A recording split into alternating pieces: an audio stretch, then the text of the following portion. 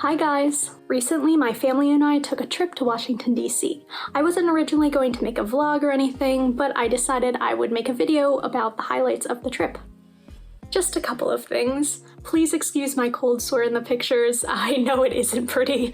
It didn't feel great either. Secondly, some of the pictures I'm going to share are going to be cropped a little bit weird. This is because I wanted to keep my brother and my mom out of the video. Also, because of this, a lot of the pictures that we took aren't going to be included in the video. Anyway, let's go.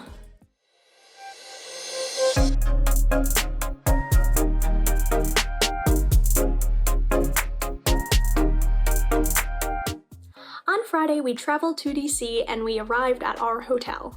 Unfortunately, it was insanely hot outside, like 95 degrees, so we didn't do all that much during the day. So, about the hotel.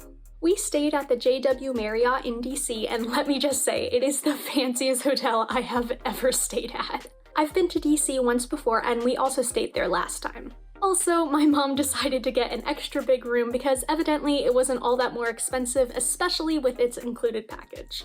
I personally didn't arrange any of the hotel stays, so I don't have the specifications, but things like a daily food voucher and valet parking and expensive tickets we didn't actually end up using were included.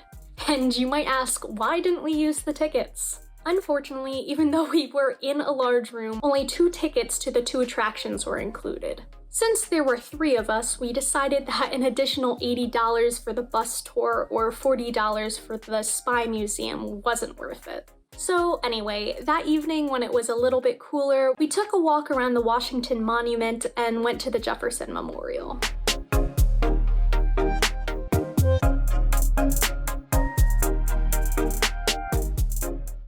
After getting back to the hotel, I actually had one more adventure. I've recently turned 21 and, hilariously, part of the included room package was a bottle of wine. We ended up getting champagne. Excuse me, sparkling wine. And, well...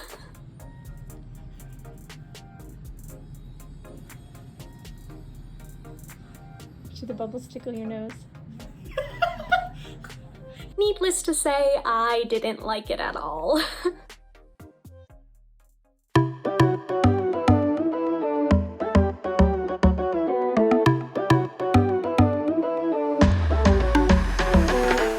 On Saturday morning, we walked to the Capitol building and took a tour.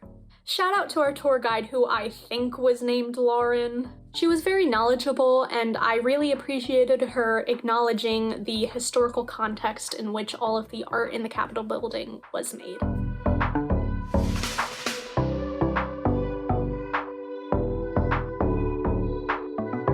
Overall, it was a very interesting experience. Our second stop was the United States Botanic Garden. Unfortunately, my allergies were killing me the entire time, but there was a large selection of pretty plants, both inside and outdoors.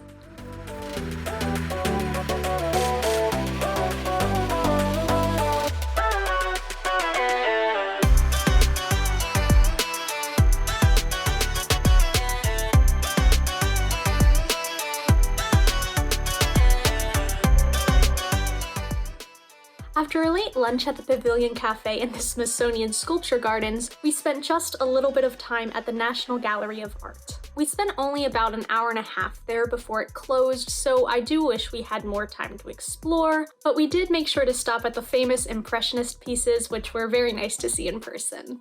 I don't actually have any pictures inside the building, but here's another picture of me with the Capitol in the background, which was actually taken on the steps of the building. Also, for some reason, we could only use one backpack strap while we were inside. Like, it could only be slung over one shoulder, which got uncomfortable really quickly. We still have absolutely no idea what that was about because it's not like that at the other Smithsonian museums, so if you have any idea, please let me know in the comments.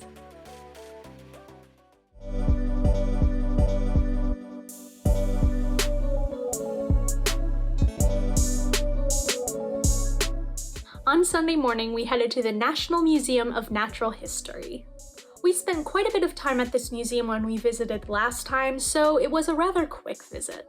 We walked through most of the first floor exhibits, but only quickly went to the geography and gem section on the second floor before we had to leave. The National Air and Space Museum is being renovated right now, and you have to get free timed entry tickets beforehand to enter. Ours were for 1 p.m. We ate lunch in a little cafe of Air and Space, which I'll admit was a little disappointing. Then we explored the currently open exhibits.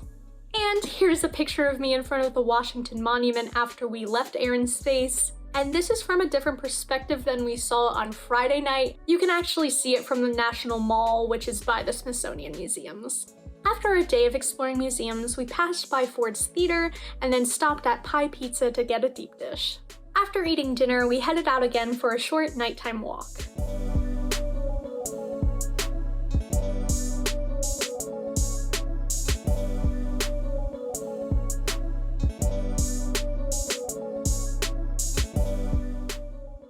Outside of the hotel, there was this group of people dancing together, which was really sweet.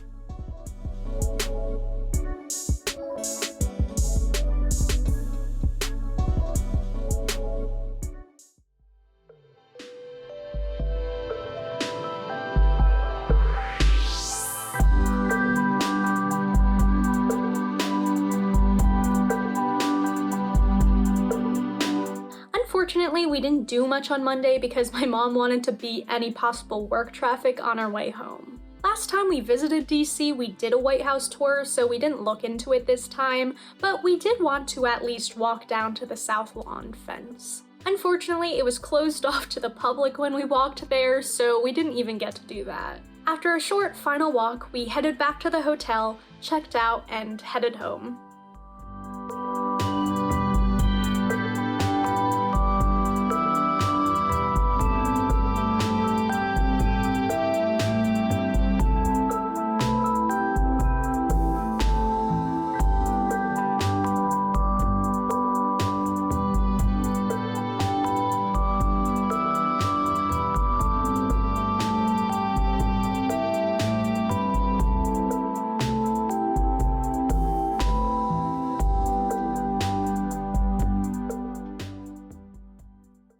Overall, our visit to Washington, D.C. was an interesting and pleasant one.